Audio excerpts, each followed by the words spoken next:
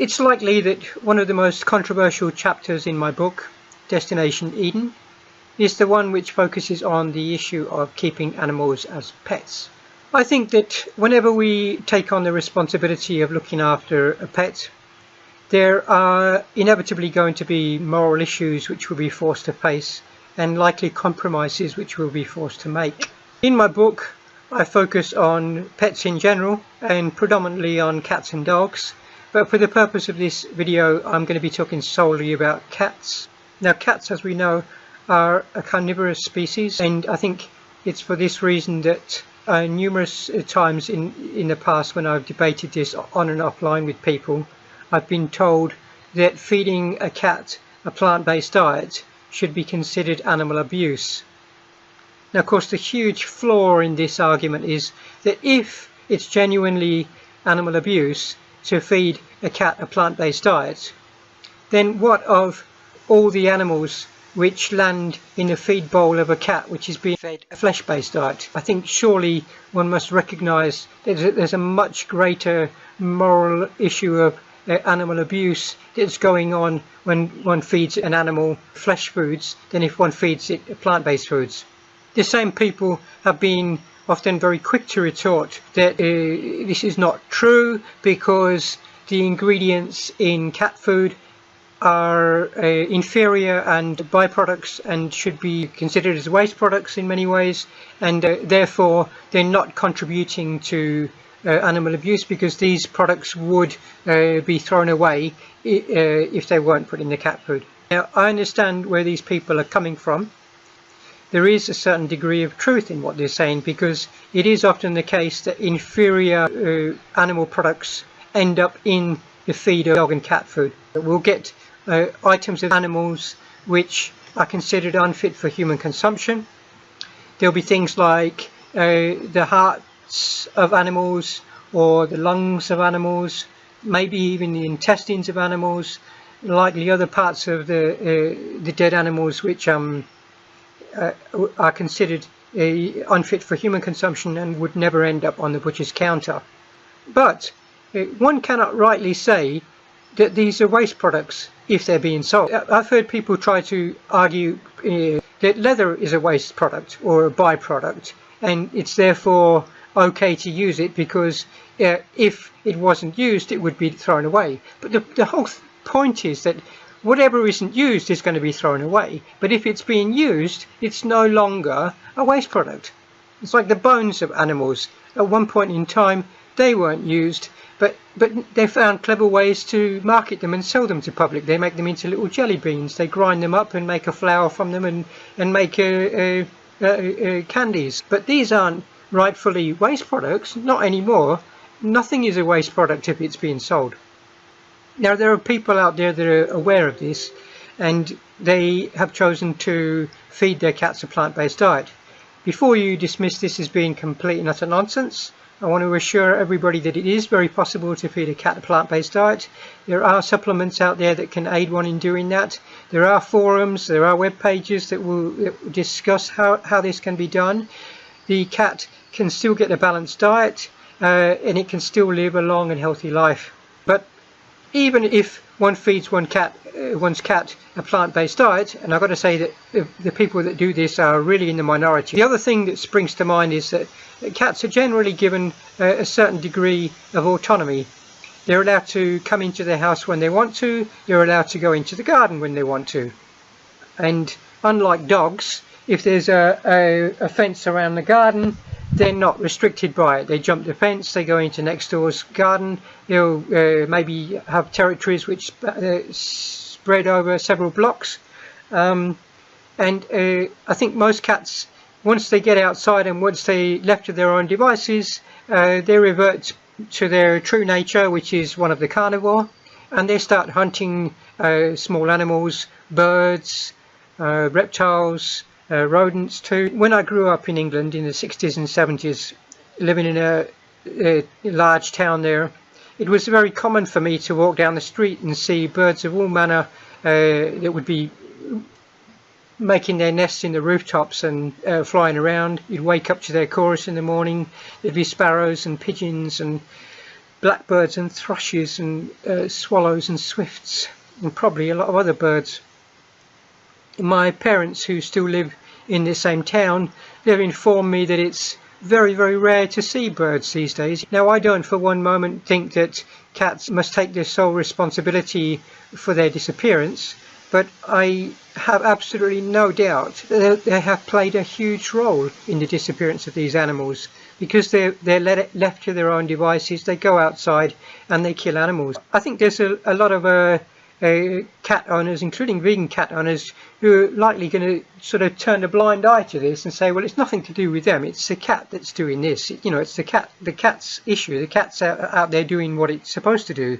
But I don't think this is really facing things quite honestly, because if a dog owner has a dog that bites somebody, then it has to be the responsibility of the dog owner, the fact that the dog has bitten somebody, and the fact that it isn't a human who's been attacked by these domestic cats doesn't mean that we should just sort of ignore it and pretend it isn't happening. I think that whenever we take on the responsibility of bringing a cat into the environment where we live, we have to be aware that that cat is basically a serial killer. He's going to be going out there and killing whatever he can. That's just his nature.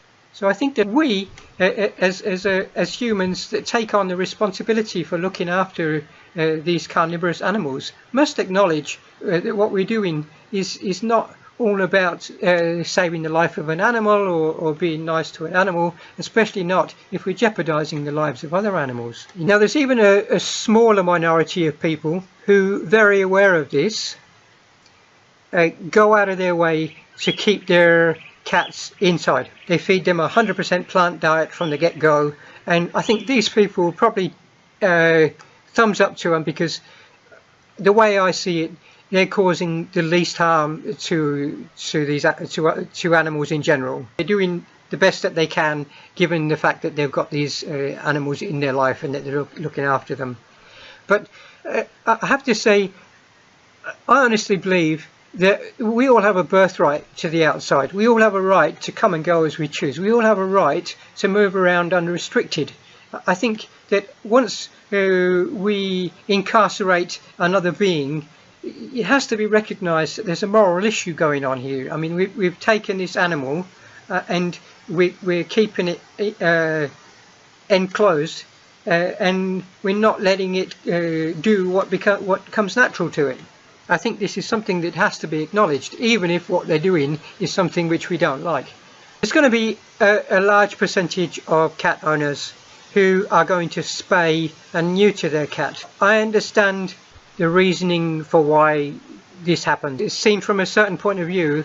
There is a valid reason for doing this, but nevertheless, I have to say I recognise that there's an abuse that's going on here, because I understand that if there were to be some alien race that were to land on the earth and to look at what humans have done and say, there's 7 billion of you here, and look at what you've done. You know, look at the way you've destroyed the environment. Look at the number of species which have gone extinct because of you.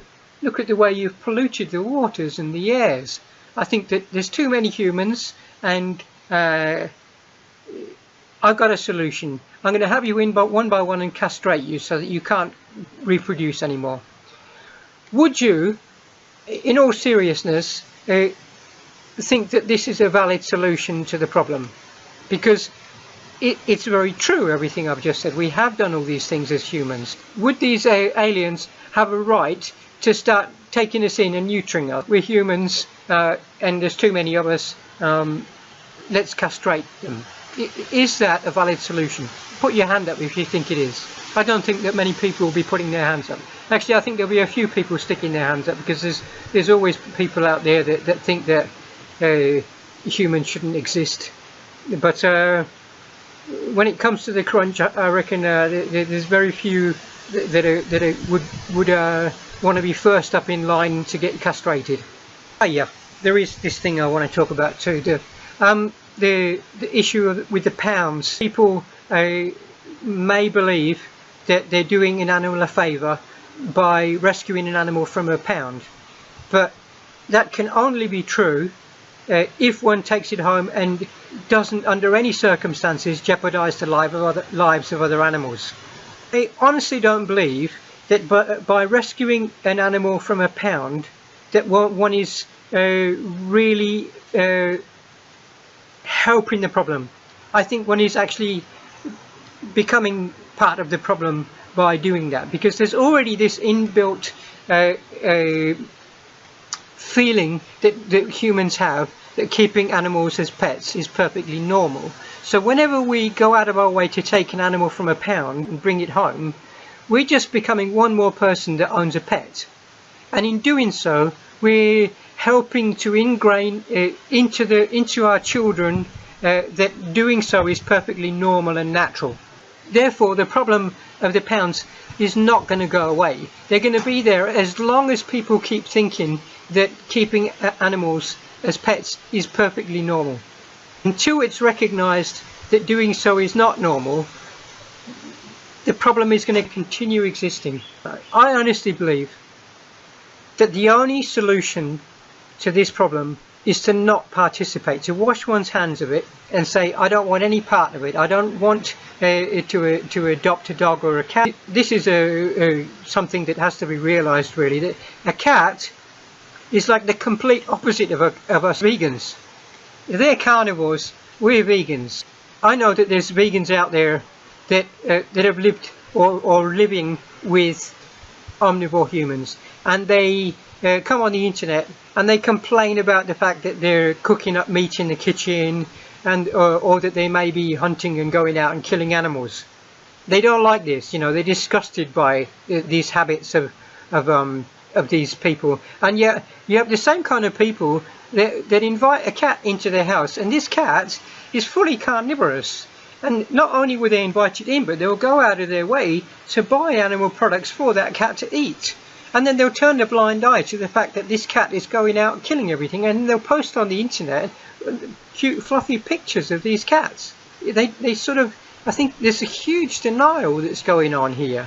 That you want in your vegan family to have vegan people, not vegan family members, not family members that are going to be going out killing. These are issues which have to be faced honestly. I hope that I've made some kind of sense in what I'm saying here, and I hope that I'm not coming across as a complete raving lunatic. These are issues which are, like everything that's vegan, really, I take it very seriously. I think that we all should strive to do the least possible harm that we can. Choosing not to keep an animal as a pet is the best way to cause the least possible harm. The issue of the animals in the pounds, which I've already said, I don't think it's ever going to go away so long as we keep thinking that keeping animals is normal and natural.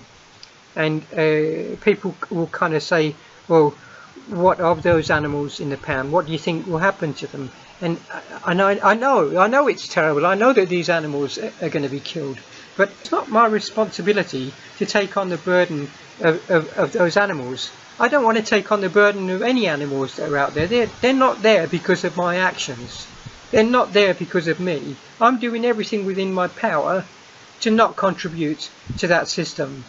And that's the only way that I can look at it. You know, people have tried to say that I've got a responsibility to look after these animals and do what I can for them. I'm doing the best I can by not participating.